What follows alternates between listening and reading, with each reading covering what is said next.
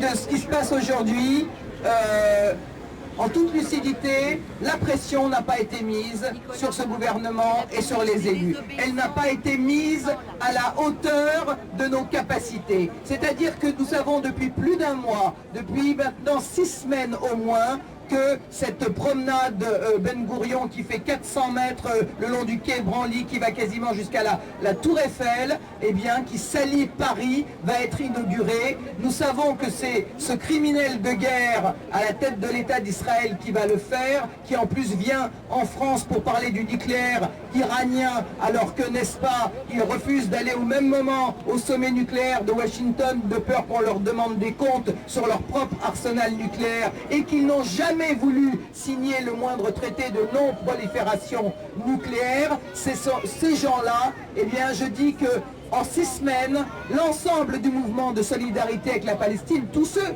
qui se sont dit indignés, en fait, par ce qui se passe aujourd'hui, auraient dû mettre la pression, ne l'ont pas fait, et je pense que si nous ne sommes pas en mesure d'utiliser tous les moyens non violents à notre portée pour justement faire pression, eh bien, il ne faut pas s'étonner ensuite que les élus, les gouvernants se sentent tout permis. Alors heureusement, il y a beaucoup de gens, non seulement à Paris, en province, dans beaucoup de villes, dans beaucoup de pays, qui, comme l'a dit Pierre, sont en train de s'emparer de la campagne boycott, des investissements sanctions, et sont en train de porter la bataille au cœur de la cible, au cœur de l'occupant, c'est-à-dire faire payer à l'occupant son occupation, au lieu de faire ce que fait le gouvernement, c'est-à-dire de lui donner régulièrement des primes à l'occupation. Parce que souvenez-vous, hein, en 2008, c'est-à-dire quelques mois avant les massacres de Gaza, Sarkozy non seulement a demandé le rehaussement du statut d'Israël au sein de l'Europe, de l'Union européenne, et voilà ce que ça a donc encouragé à faire Israël à Gaza, mais il recevait aussi en 2008 Shimon Peres, au moment où il déclarait Jérusalem, capitale indivisible, éternelle d'Israël, et que... C'est les désobéissants. Oui. Alors là, nous avons un bateau-mouche qui passe avec je sais pas quoi.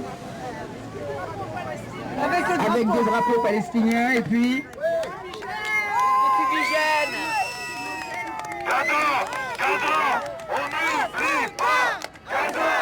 Gaza, on n'oublie pas.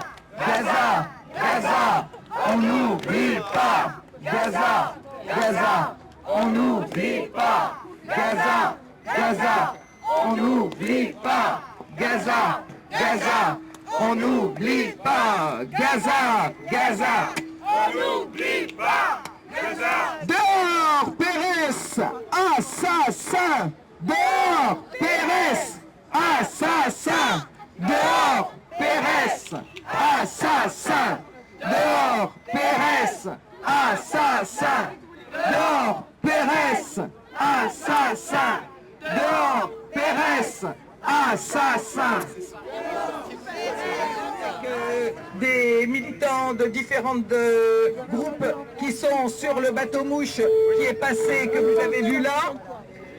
Et nous avons ce rassemblement aujourd'hui. Je pense que c'est largement insuffisant par rapport à la collaboration constante et accrue de notre gouvernement et de nos élus avec le terrorisme d'État israélien. Quand on fournit des armes à un occupant, quand on accepte de laisser importer en France des produits totalement illégaux, des produits en provenance de colonies installées sur des territoires palestiniens, en toute illégalité, puisque les conventions de Genève interdisent qu'une puissance occupante exploite à son profit les produits des terres occupées. Quand on a un gouvernement qui encourage de cette manière et qui refuse d'appliquer les conventions signées qui l'obligent normalement, non pas à dérouler le tapis rouge à des criminels de guerre, mais à les rechercher, à les poursuivre, à les traduire en justice dès qu'ils mettent le pied sur le sol français, et la France fait exactement le contraire.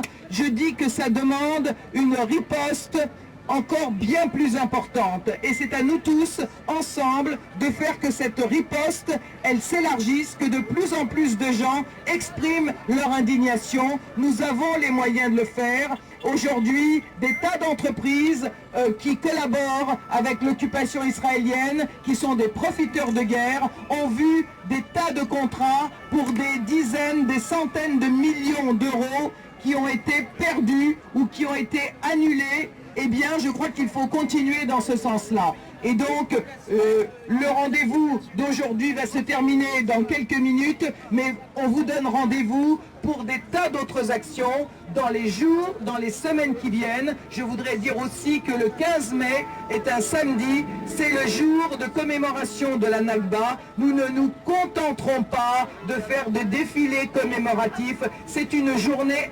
internationale de boycott et tous les pays, toutes les villes auront des actions spectaculaires de boycott de l'occupant israélien le samedi 15 mai. Et d'ici là, nous avons également, bien entendu, d'autres idées contre les supermarchés qui se permettent de mettre en rayon des produits étiquetés Israël, qui viennent pour la plupart des territoires occupés et qui de toute façon encouragent l'occupation,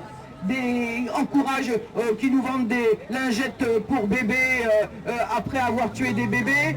Je vous signale aussi et je vous rappelle que nous allons lancer au niveau européen une très grande campagne contre les médicaments génériques Teva. Teva, firme israélienne. Et je vous demande...